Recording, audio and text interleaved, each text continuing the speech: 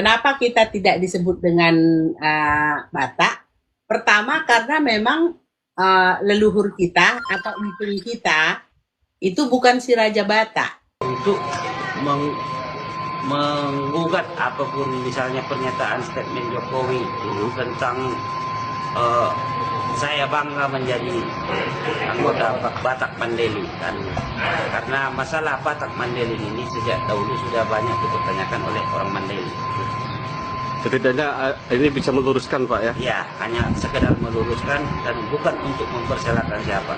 Soalnya kami butuh identitas suku kami, karena itu identitas kami sebagai bangsa Mandailing.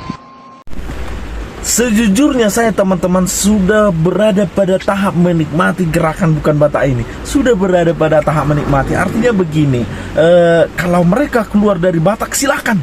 Kalau mereka tetap di Batak, ya udah silakan juga. Artinya kalau ada gerakan bukan Batak, go out, silakan go out. Lebih cepat, lebih baik. Saya sudah sangat menikmati itu. Dan ternyata teman-teman lainnya juga begitu sudah menikmati itu. Silakan, kira-kira begitu. Karena pertimbangannya sebenarnya sangat sederhana. Apa sih keuntungannya bagi orang Batak jika mereka tetap Batak? Lantas kalau tidak ada keuntungannya, loh, untuk apa di sini? Keluar saja. Apa sih kerugiannya kalau mereka bukan Batak? Lantas juga tidak ada, maka yaudah keluar saja. Jadi sudah banyak dari kita yang berada pada taraf yaudah sudah sangat menikmati. Kalau bukan Batak, go out secepatnya, lebih cepat, lebih baik, kira-kira begitu. Teman-teman, gerakan bukbak atau gerakan bukan Batak ini sebenarnya bukanlah peristiwa yang baru saja terjadi. Gerakan ini sudah sangat lama terjadi. Tersebutlah misalnya yang pertama adalah oleh orang Mandailing pada tahun 1920-an.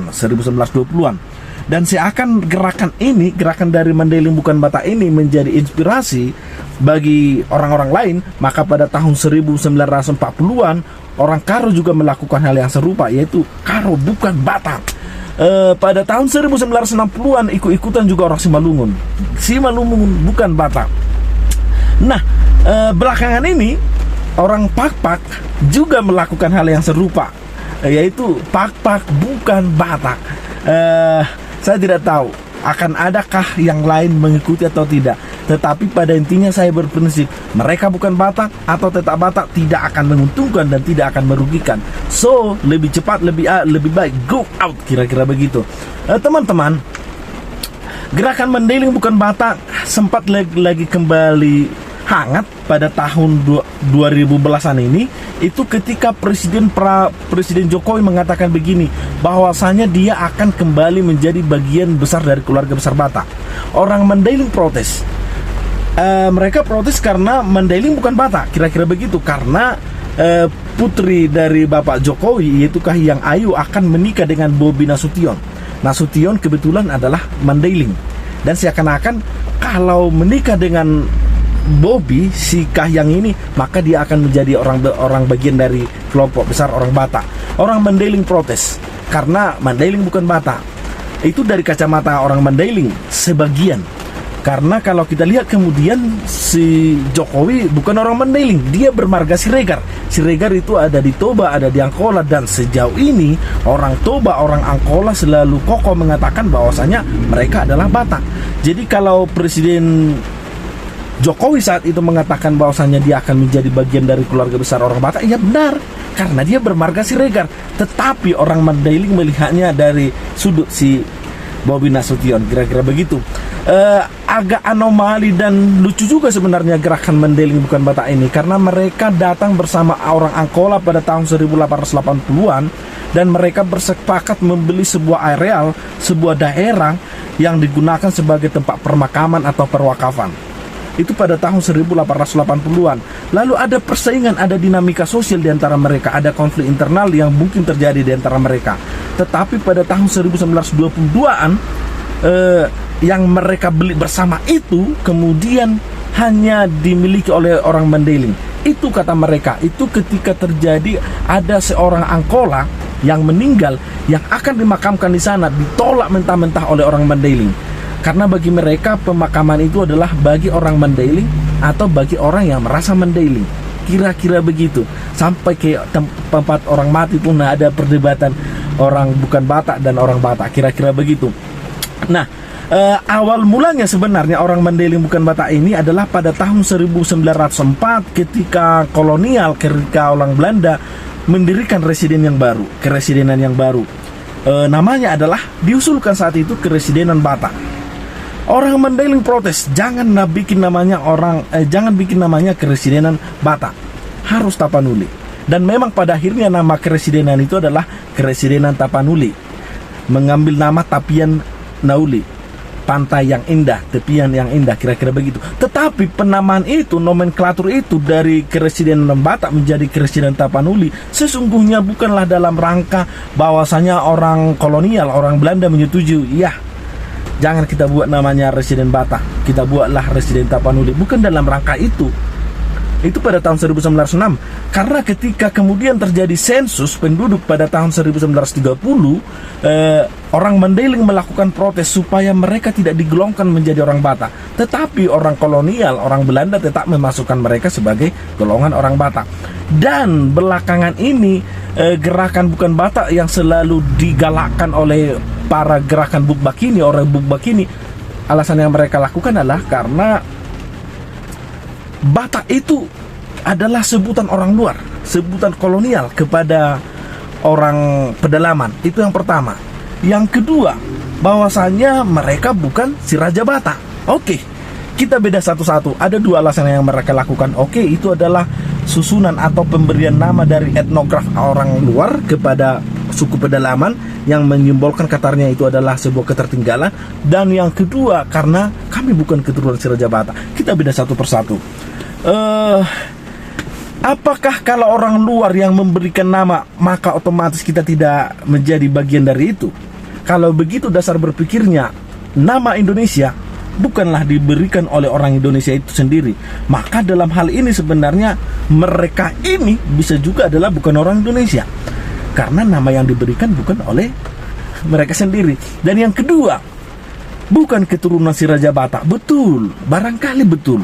Tetapi apakah kolonial membuat daerah Batak itu berdasarkan keturunan si Raja Batak? Tidak juga. Jadi dua alasan ini sebenarnya bertentangan, tetapi dicarilah alasan. Ya begitulah.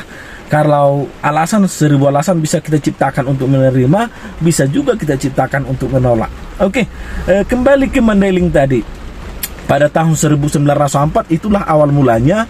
Maka kemudian ada persaingan di antara mereka ketika ada lagi pendirian Batakrat, Dewan Batak, Batak Institute pada tahun 1908, dan banyak lagi yang lainnya.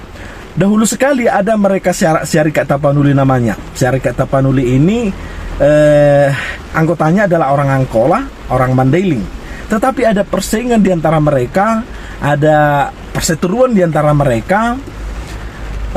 Maka meski saat itu orang Mandailing yang menjadi ketua Batak Kersbon, saat itu orang Mandailing loh, ketua Batak Kersbon, mereka tetap kokoh memperjuangkan bahwasannya gerakan Mandailing bukan Batak. Teman-teman, agak banyak kalau kita bahas tentang gerakan Bukbak ini, sangat banyak. Ada banyak informasi yang bisa kita tangkap. Yang pasti saya yakin gerakan Bukbak ini tidak akan berhenti sampai di sini. Akan panjang urusannya. Maka supaya lebih cepat, lebih cepat lebih baik go out. Orang Pak-Pak belakangan ini semakin semangat untuk melakukan gerakan bukan Batak. Meski ada juga orang Pak-Pak yang mengatakan, misalnya orang Pak-Pak yang di daerah Manduamas, di daerah Sionopudon, Parlilitan, mereka selalu kukuh mengatakan bahwasanya mereka adalah Batak.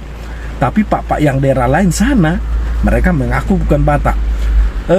Bahkan ada sempat mengatakan begini, kembali ke leluhurmu, kembali ke tanah leluhurmu. Kalau mereka bukan keturunan si Raja Batak, dan mereka konon katanya ada banyak yang mengaku bahwasanya mereka keturunan orang India, bagaimana kalau kita bilang kembali ke India karena di sanalah leluhur kalian? Gimana kalau kita bilang seperti itu? Tetapi begitulah dinamika gerakan bukan dan gerakan bukan ini, gerakan bukan Batak ini. Begitulah. Saya yakin dan secara alami begitu. Kalau begitu banyak persamaan, maka secara alami orang akan mencari perbedaan. Kalau hanya sedikit perbedaan, maka secara alami orang akan mencari mana titik persamaan.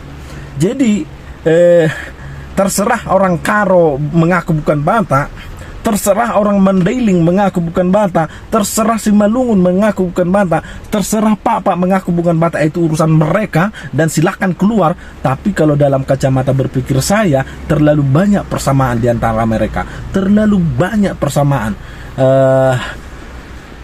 Jadi kalau ada alasan yang mereka ciptakan bahwasannya mereka bukan Batak karena mereka adalah bukan keturunan si Raja Batak, lantas kita bertanya, mereka keturunan siapa? Apakah mereka masih mencari-cari?